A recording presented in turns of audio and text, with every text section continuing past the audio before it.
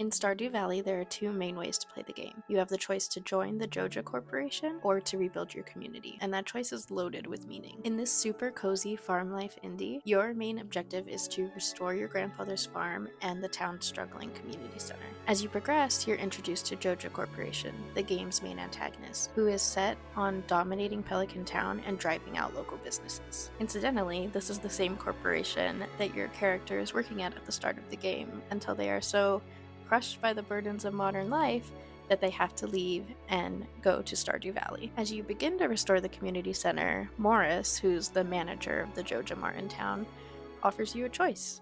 Just pay $5,000 and you can upgrade the town. Instead of collecting, farming, and building the community center back up, you can skip the grind and outright buy things like bus and bridge upgrades. Choosing to side with JoJa saves you time, but at the cost of connection with your community. You don't need to gather seasonal items or complete bundles, and you can pretty much skip connecting with villagers altogether. This choice is fascinating. It's a microcosm of real-life shortcuts versus putting in genuine effort and what we get out of those choices. JoJa is about speed and convenience, but it's sterile. The community center is slow, but rich and meaningful. We see this visually throughout the game too. JoJa's warehouses feel cold and empty, compared to the community center's cozy warmth. This is a purposeful narrative in game design. This narrative choice is inspired by real-life decisions we make on a near daily basis. It makes us think, do shortcuts and convenience hollow out experience? Is it worth it? In part 2, we'll show you who JoJa represents in the real gaming world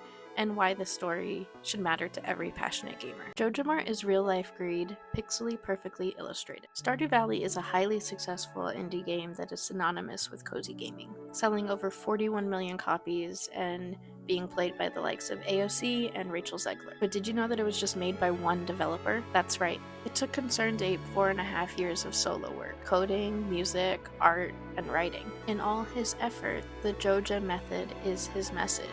This is not how games should be built. Let's look at the real-life gaming industry. Massive corporations like Activision Blizzard, Microsoft, and EA swallowed up dozens of beloved game studios. Over a decade, gaming mechanics began to change. Monetization began to show up in nearly every game and major title. Convenience in exchange for dollars. Skip the grind in exchange for currency. Unlock loot boxes and battle passes, or simply pay to win. Sound familiar? Compare that to the JoJa method when Morris offers you a choice. Pay to skip the grind. Pay for the instant fixes without the effort. It mirrors progress over connection. In real life, instant purchases replace the days of co-ops, of laboring to unlock the best endgame content, of figuring out the secrets for the rarest items. Eric Barone, the creator of Stardew Valley himself, said that the JoJa membership route might feel too extreme, but it hits a core industry truth: convenience erases community. In part 3, we'll talk about what value indies like Stardew Valley create and what AAAs can learn from them.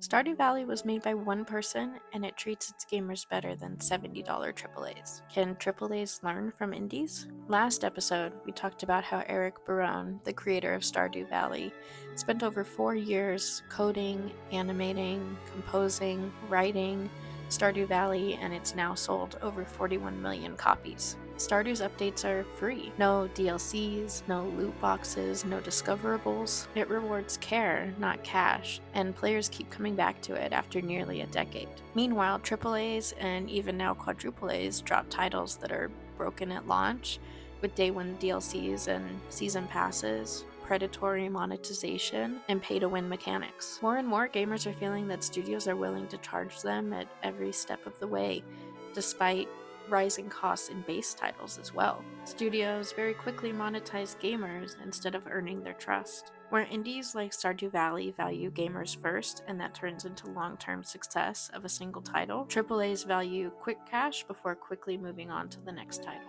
Indies have proven that longevity also translates to profitability, and often they show that they can tap into something that AAAs lack: single title retention. Instead of massive budgets that churn out slightly different titles each year, indies can keep players coming back year over year. AAA studios could learn from this. Value longevity over quick cash. Design for emotional connection instead of progression traps. And build worlds that respect player time. There are so many indies out there like Stardew Valley that teach us real life lessons. Tell us about your favorite indies that earned your loyalty and why its values matter.